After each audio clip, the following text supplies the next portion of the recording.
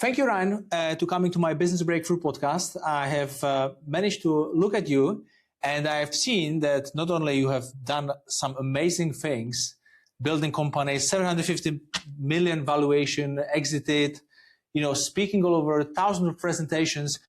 But when I was watching your show reel, I've seen a common friend, Larry Lang Jr. He introduced you some of the stages, yes, and he's coming in here to Scotland in June. We'll be doing something together. So it's so nice to see how the world is small, that, through those connections, you can meet some interesting people. So thank you very much for coming, your precious time from your day and coming to this podcast. Would you mind sharing us a little bit about what is it you do right now? Because I know you are a futurist, you are thinking ahead and helping companies as well. Tell us a little bit about yourself so we can really get to know you. Yeah, I appreciate it, Vincent. And it is a small world. Larry's a good friend. Lives right down the road from me here. But my background, like you said, it's been entrepreneurial.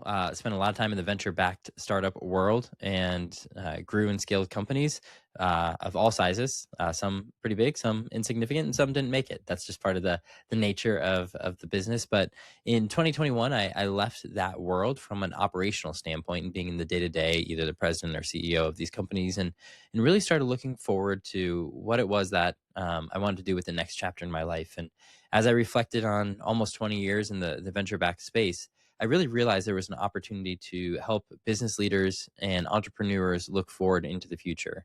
And that's what I devoted a lot of my time and research and writing and speaking to, is saying, hey, I've had a lot of great experiences, happy to share those, but history repeats itself. There's nothing new under the sun. And at some point, as we watch, there's kind of a pendulum swing that goes back and forth. And how can we as business leaders, entrepreneurs, investors, take that information and be more successful into the future?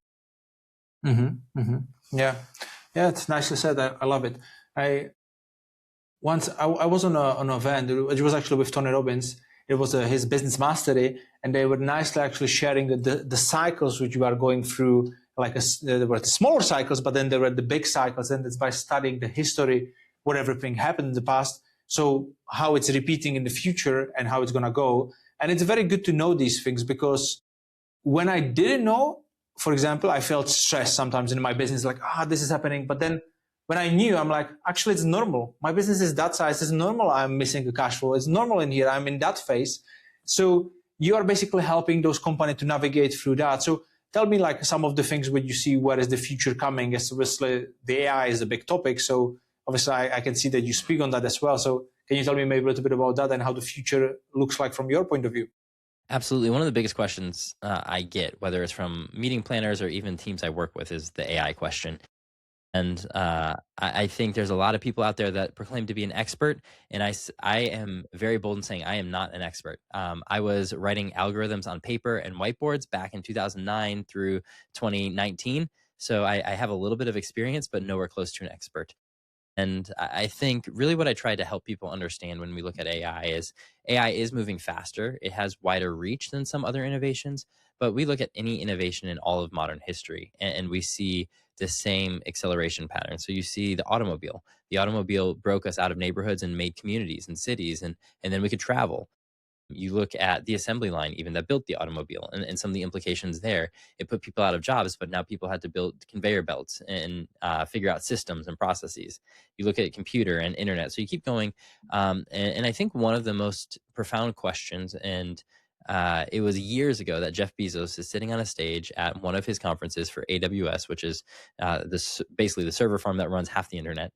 He's sitting there, like, I'm tired of people asking me what's the future look like. He instead says, we have to ask what's not going to change. And I think that's what's really important for us as business leaders.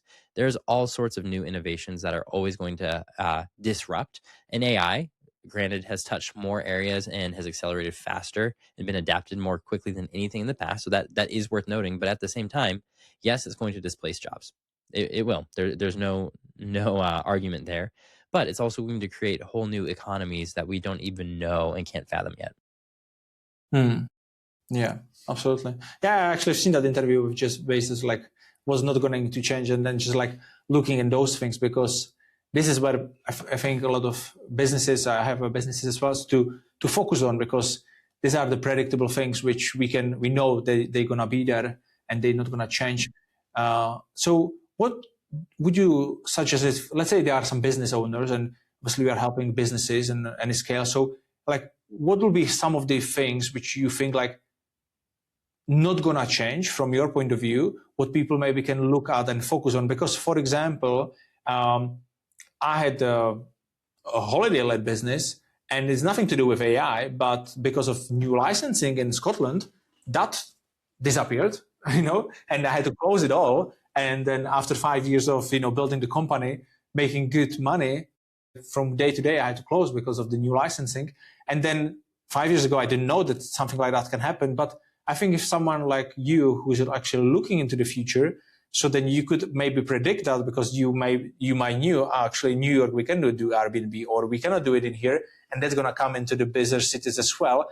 But I never looked into things like that. So because you are expert in those areas, so what people think like would be like a safe for them to do if they are running their business and they're like, yeah, it's a good place to be, or maybe change it? Yeah, I think the first thing, forget industries for just a minute and let's talk about a business. Regardless of the business, you've got to focus on your leadership skills and how you lead your team well and how you serve your client well, because businesses can't exist without that. Businesses can't exist without customers or clients. And most businesses, not all, can't exist without team members. And so I think those are the two things that you need to focus on above all before you start figuring out, how do I use AI? Where is AI going to interrupt? It's can I make sure that my company is future proof because we serve the people well? Once you do that, they'll adjust to the changes that come. So I think that's step one. Step two is, okay, let's look at the economies of efficiency that we can implement into our business today. And there's quite a few of those. So AI can take out a lot of menial repetitive tasks.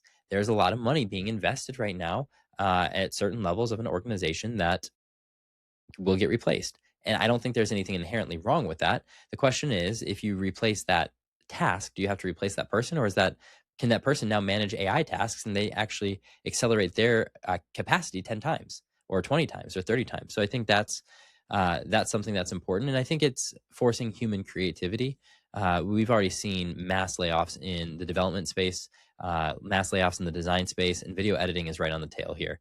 There's some new cloud co-work skills that have come out that integrate with Adobe Premiere and Final Cut Pro that edit multicam footage better than most humans, and in fraction of the time. So video editing is also next on the chopping block.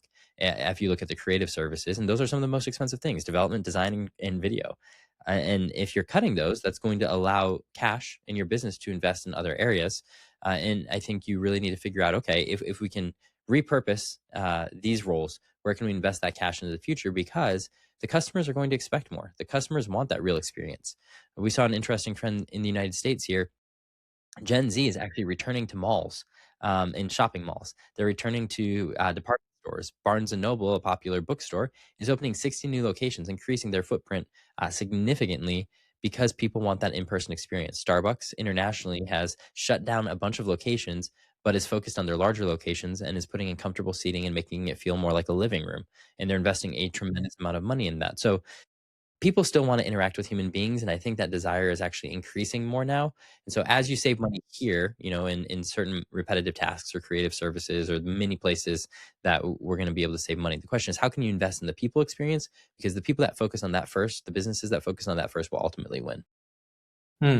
Yeah, absolutely. Yeah, it's very good. Yeah, thank you for sharing. For example, one of the things I'm not big of fan of, like webinars or virtual things. I know you can reach a lot of people, but like from what you mentioned about people returning to malls and doing things like that, one of the things which I do is like a masterminds or in-person events. And I really see that, people are really hungry for it. Like they want to come, like when they experience it, they like see that it's much better than just being on a virtual event. And I barely enter any. I still need to do some webinars, or like we do it like that because you are in the USA, I'm here. It's a little bit different, but I think people will be more and more hungry for that in-person experience. And because we are obviously creatures, we are social creatures. We want to speak with people. We want to be surrounded, and all this technology is kind of dividing. So we need to come together. And I think businesses usually focus on those experiences in person and more of that. So they will definitely have some kind of advantage. And where do you see yourself going with, basically, if I read it right on your website, so like you've done over 1,000 presentations, Obviously, you speak all over. Like, where do you see yourself? Like, how much more you want to accomplish? Because you seems like you have done a lot. Also, I have a note. If it's correct, your newborn daughter, she will be 2, right? Adesia? Ellen, yeah, should be 1. Yep, 1. She's 1, and she'll be 2 in. No, she'll be 1. Yeah, she'll be 1. But what I made the note, why I seen it, because she was born on 17th of July, right? Yeah, as my daughter. Oh, no way. I have 3 daughters, and my eldest is 17th of July, but she's 2018, so she'll be 10. I've just seen it on your Instagram. I'm like, 17th of July. I need to mention. Hey, that's great. Yep, it's a good birthday. Good birthday. You were asking what do I want to do next, and I feel like I've been super blessed and fortunate to have done quite a bit, and I'm still learning every day. I think I'm learning more now, the hard lessons, than I was in the grind. But I think there's kind of 3 phases of life, and they're cyclical. Everything's cyclical. But the first one is you're grinding, and that's where most of us start. We're just working so hard to get our break to hit that next level, and we're just nose to the grindstone, grinding. That's phase 1. I think phase 2 for many is growing, and not everyone gets there. But at some point, you get out of the grind, and you kind of have that growth where you're soaring a little bit. You're not working, but it's just smoother. You've kind of hit those smooth waters. And then the final phase, once you've graduated, would be giving.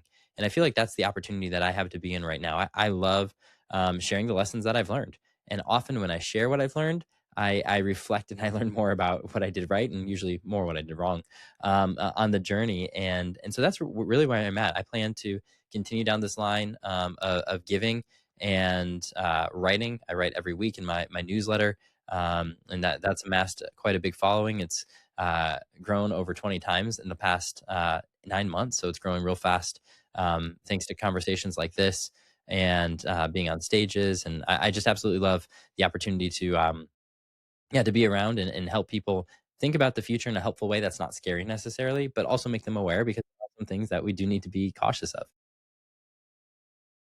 Perfect. Can you tell me about some, for example, also some, let's call it a negative or bad situation which happened with your business, maybe this business, maybe in the past? Very often we speak about the good stuff on the podcast or with people. And then sometimes people who are watching or listening, they're like, yeah, everything is good, but it's not good for me. I'm going through this. So if you went through any difficult situation, you don't need to share what was it if you don't want to, but how did you overcome it? Like, what was there something like, if you had one like that, which I think you had, because if not, I will be like. Plenty. I think there's just, I don't even know where to start. There are so many. And I would say for every one success you see, there's probably 10 or 20 failures behind that. Really tangible example, and then I'll get into some concrete things that I've had to walk through. But for every speaking gig I get, I reach out to about 100 people to get 3 speaking gigs. So that means 97 failures or rejections. But I would say with the business world, it's true too. I mean, we've walked through everything from employee embezzlement to lawsuits for things that we didn't even do wrong. One lawsuit, the other company violated their contract, so they sued us. And they lost it in court, and they sued us again. So there's just all of these things throughout. And I think the biggest mistakes that I look back, like none of those things were fun. Mass layoffs because you're running out of cash, or you run out of cash and you can't deliver, or because those are real stages that happen in businesses. People don't talk about that. They talk about when they make, the 9-figure businesses, but no, there's times when you're not sure you're going to make payroll, and you're begging people to pull forward invoices and doing some really risky things. And so I think, slow and steady wins the race for a long time in the venture capital world, and still to this day. And one of the reasons why I stepped out of it slightly is it's all about how much money can we put in so you can go spend all that money to hopefully grow. And sometimes you lose it all, sometimes you win it all. But I think the businesses that I see and the business owners I love working with right now the most are the ones who are really disciplined. They're like, okay, I'll use easy numbers, but I made $100 this month. And my payroll is $25. That means I have $75 left over. I'm going to save half of that and then invest the next half. And then the next month they make like $1, but they still have payroll at 25. Well, it doesn't matter. They saved. And the ones that are so disciplined, those are the ones that I'm actually seeing create generational wealth that lasts forever and ever and ever. And you don't have to have this big 9-figure, $750 million company or even $10 million company. You can have a $3 million company that would allow you to retire at, after doing it for 10 or 15 years, but you do it for a long time because you enjoy it and it's not stressful.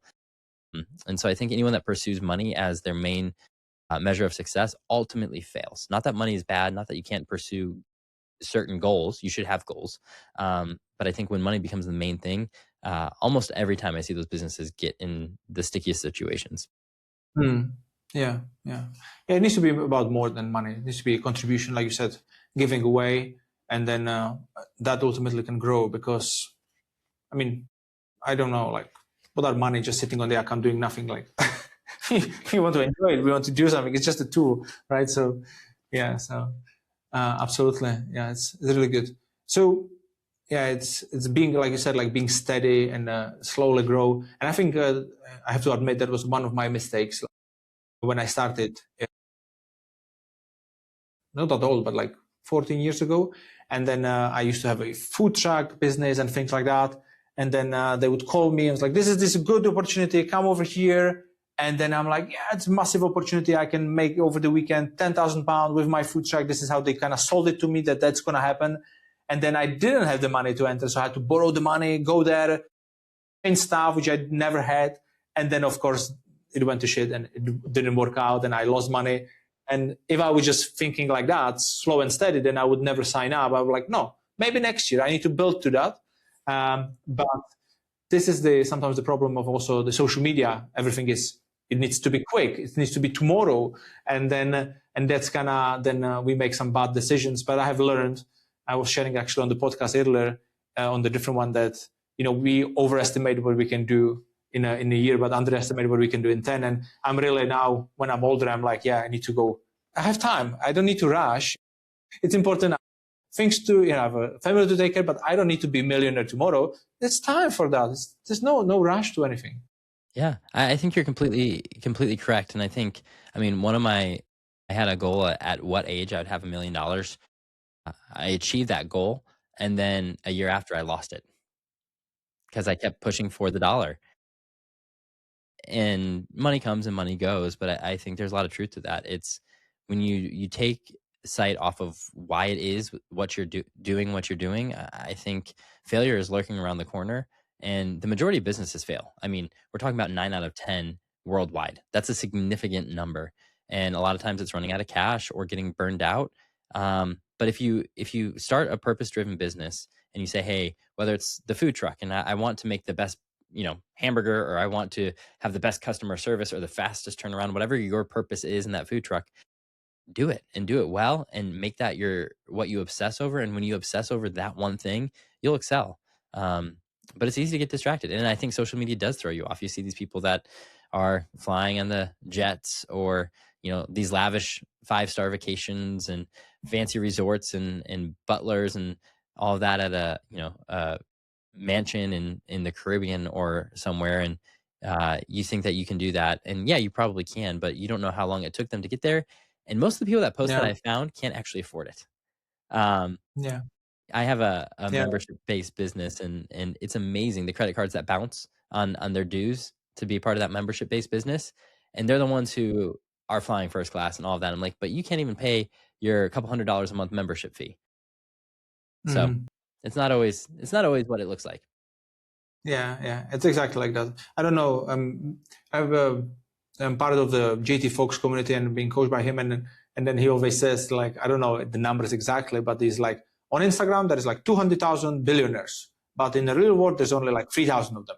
But on Instagram there's so many. Right. So it's and especially now with AI, you can people can fake anything. It's like so difficult to now believe what is true, what is not. So that's why it's, I think, very important to meet people in person and build those strong relationships, because you cannot fake that, because you can feel it from the people where they are on what level. When you speak to them, you know it, because if they show something online and then you speak to them and they act differently, you can smell smell it. You can, absolutely. And have you spoken to majority of the countries, or do you focus on USA, or have you spoken in Europe, Australia? Where everywhere do you go with your message? Yeah, I've spoken in person physically on 4 different continents, and then virtually, still 4 continents actually, but more countries virtually. But I think the Yes. majority of my research is primarily in focuses on UK and Western Europe. Majority of my research comes from the United States, Canada, and then Australia and New Zealand. But when you look at my generational research, that's really where the body of work lies, and it's applicable across the globe. But you have to pick one data set, otherwise, your books and essays would be so long that no one would read them to peel through all the data that I look at. Hmm. Okay, so it's actually a lot of Europe. Then you mentioned UK and Western Europe, Europe. yep. Yep, yep, Ah, okay. yep. So Because do you come here because you live in New York or I live in North Carolina. North Carolina? Ah, okay. Yep, So like Larry, you said he's yep. actually close by. So yeah. Ah, okay. Yeah, because I'm planning to because he's coming here to do some things, and then I'm planning to take some of my clients to come to your North Carolina region for speakers and do some speaking there. So it'll Well, be come good on. if never been to North Yeah. Carolina. I've been only once in USA last year actually. But I've been pretty much in a hotel only, so I need to see something. Yes, yes. Yeah. That's the bad part about speaking. Everyone's like, "Oh, you go to all these cool cities." I say, "I see the airport, I see the inside of a cab, I see the inside of my hotel room, I see an audience, and I leave." So, Yes, yeah. It's not that simple. Yeah, especially like how do you balance if you travel a lot? That's actually a good question because I have a 3 daughters. I think if I've seen on the photos, you have 3 kids as well, right? I do. Yes. Yeah. So how do you kind of balance that when you go somewhere for a longer period of time, or like then just like oh that is away, like your wife and everything. Do you sometimes travel together? How does it work? Because I think a lot of speakers kind of have that kind of a thing. Great question, and one of my favorite questions to answer. When I was in the VC world too, I was traveling a lot. So the travel is not new for my family, but one of the things that's really important is I'm always home on Sundays. I will not take anything that requires me to travel on a Sunday. My family knows that no matter what, I'm going to be there, and if not, they're with me. That's kind of the rule. So there is one guaranteed day a week that we are always together. We are always doing stuff together, and usually it's more than one. But that's kind of rule number one: is there are no Sundays where I'm not with the family. Period. Full stop. And then the other thing is I will. I have done more and more local speaking, and local by United States. I don't actually do much in North Carolina, ironically, but uh, so I will do a lot of day trips. So I'll fly to New York for the day, or I'll fly to Orlando for the day, or Atlanta, or Chicago. LA, you can't really do it in a day, but I'll fly there and then red eye home. So, because I'm speaking for an hour or 2 hours, and so most of these cities I can get to speak and fly back. And that way I'm missing maybe one bedtime, and sometimes I'm not even missing bedtime. So that's really important. So even though I speak quite a bit, some of those are at the same conference too. So for example, I had a conference that wanted me to speak 3 separate times on 3 separate days, 3 different talks. I said, since they're each an hour, I can speak 3 times in one day. I'll be in and out, and that's it. And I also, different than some speakers, I charge per day, and that's very intentional. I could charge per session, but I know how much my day's worth, first of all. But second, if they want me for a second day, they have to pay the second day, whether I'm speaking or not. And that Mhm. will help the meeting to narrow down how long I'm there.